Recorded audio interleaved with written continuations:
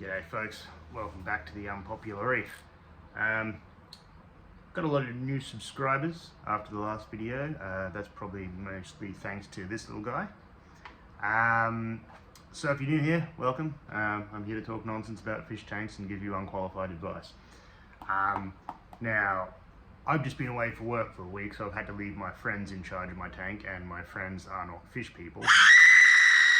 So I can't give them instructions on how to train a newly caught cuttlefish on accepting frozen thawed bloody shrimp. So I just had to make sure that I had enough live food in for him there to eat to keep him away from my fish. So I did add a bucket of probably about 20 odd white glove shrimp, which I can catch locally. And yeah, I basically just been away all week and hoping for the best. So I've come back, and the good news is I should call her she because I've named her Karen, is still alive and healthy, just down there. You probably can't see her because she likes to be invisible because she looks like a rock. Now, even better news, all my fish are still alive as well. So there you go. What I did notice was the 20 to 30 odd white glove shrimp that I added, which normally just hang around up here on the back of the tank, were suspiciously missing. I guess it's not really that suspicious, but yeah, so I get a confirmation that she is feeding in there.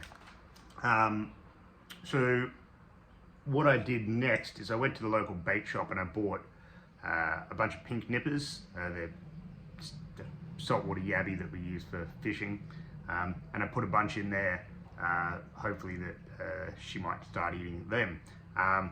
Unfortunately though, the fish seemed to have took a liking to them and just tore them to shreds as soon as they got into the tank. A couple of them managed to burrow into the sand, and they're probably still alive for as long as it takes for Karen to dig them out.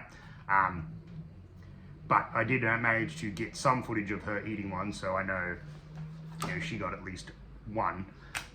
And so she's still eating, so it's still good. Now, what I had to do is, because my fish don't seem to like, or don't seem to really harass or eat the white glove shrimp, it's best if I just catch a whole heap of them, keep them in the tank, and then there's a constant source of live food for Karen, until I can get her weaned onto frozen shrimp. So that's what I did today. It's quite interesting. I saw this, some sort of needlefish. I might put it on the bottom there.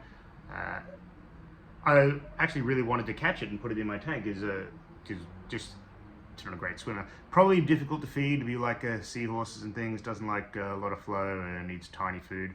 But I only had my small shrimp bucket with me, so I couldn't. So probably for the best anyway.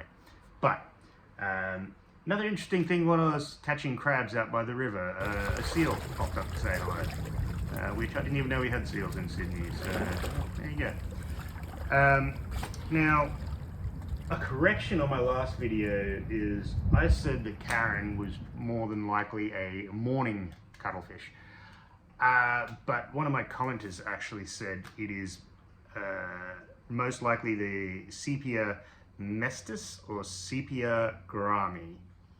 So it's either the Reaper cuttlefish or the Ned's cuttlefish, and I would have to agree with him on this because on closer inspection I believe it does look more like them than the morning cuttlefish.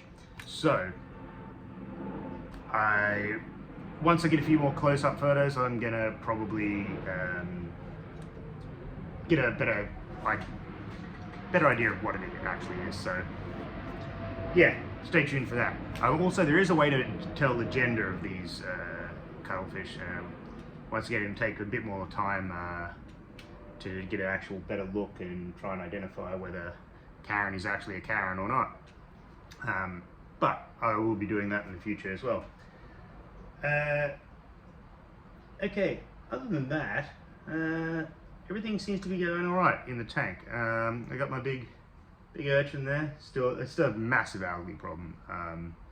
I believe it's just a 2 years or so running this tank without a protein skimmer, and there's that much nutrients trapped in the sand that now my goby likes really digging up the sand, and he's just, you know, mixing up all that leftover nutrients into the water column. So I pretty much just got to struggle through it. I've got a couple of extra small fish, a few more baby damsels just up around here. I don't know how well they're going to do. They were just bycatch when I was catching shrimp, but I thought I'll give them a shot in the tank. Maybe they'll make it, maybe they won't. Yeah, so the good news is that my cuttlefish is alive. So yeah, do with that what you will. I'm not claiming to be a cuttlefish expert, but it survived its first week in captivity, so that's a bonus in this hobby. A lot of the times when you're doing things that are a little bit out of the ordinary, you're kind of just flying by the seat of your pants. So I'm going away for work again next week, so I'm not going to be able to try to feed this guy. I did attempt to get her to eat frozen shrimp, but the problem is that the stripies and the damsels love frozen shrimp too, so they just tear it apart before she gets a chance to eat it. Well, I guess that's about all I got for this video. Yeah, if you like cuttlefish, give me a like and a subscribe, and I'll see you in the next one. Bye.